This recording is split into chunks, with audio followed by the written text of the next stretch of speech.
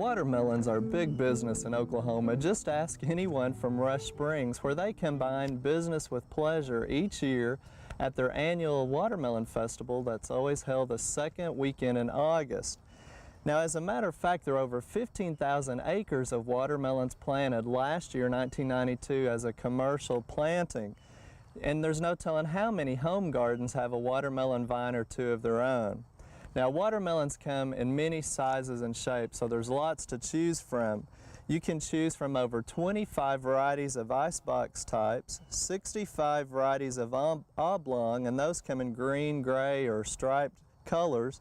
There's also 25 varieties of round types, 5 varieties of giant types, and we even have a world record holder with watermelons.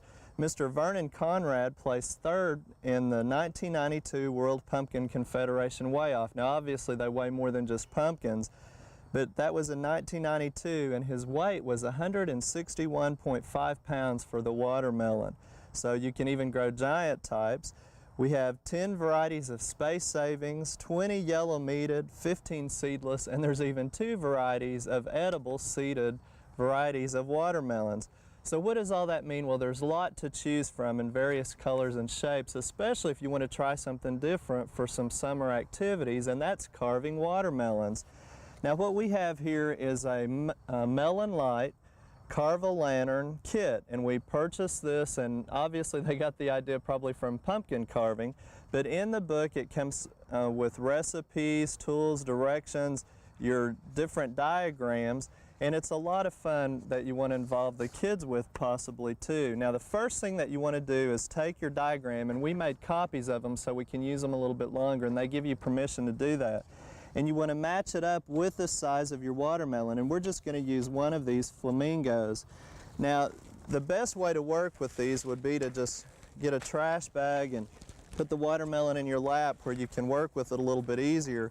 But after you've matched it up, the very first thing you would do is cut the end off. And let me show you how I've done that on this one over here. You just cut the end off where it will set flat, and then you scoop the inside out just like you would a pumpkin. Now, that really is a process that takes the longest, or at least it did with me, and I chose a simple design to start with. But we're going to skip that step right now, and I just want to show you some of the ways that you can do the carving. Now, they tell us to use stick pins to hold the paper on, and I found that a little hard to do because the paper crinkles, so I just tried tape and various things. I just found I'd stick a few pins and kind of work with it around the edge. But with the tools, there comes what they call a poker, and what you do is you just barely poke right in the center of the line, and you just follow the outline around, and you go about 1/8 of an inch apart. And you would just do that on all of the line drawings, so it's a little bit time consuming. And once you do that, you would cut out the darkest spot with the other tools, but sometimes when you make those dots like that, it's a little bit hard to see. So another good tip in the brochure was that you can take flour and rub that over the area where you made the holes. And let me knock that off for you. And you can see right there where the flour filled in the hole, so it makes it a little bit easier to use the next tools, which would be either the drills or the saws. Now, when you use the saws, you want to hold them at an angle, and you just barely insert it in there in the watermelon, and you hold it like a pencil, and you would just saw from one. It's like connecting dots basically, and you would just saw and fill out the design that you would choose. Now, the drills are used to make eyes and holes and other things, and you would match them up, and one of the suggestions on those is you push it in to start with, and then you hold it closer and you turn as you're pushing in. You don't want to push it all the way in and then turn, because you can break off the tool. So there's lots of nice tips, again, recipes.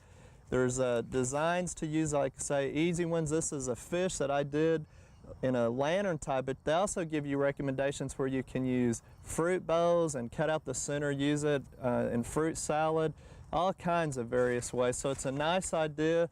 It's not very expensive. It's been around for several years, and we ordered ours through the mail, but some people have been able to find them at garden centers. So you have to look a little bit, but maybe something you'd like to try with your kids this summer when the watermelons are coming on strong.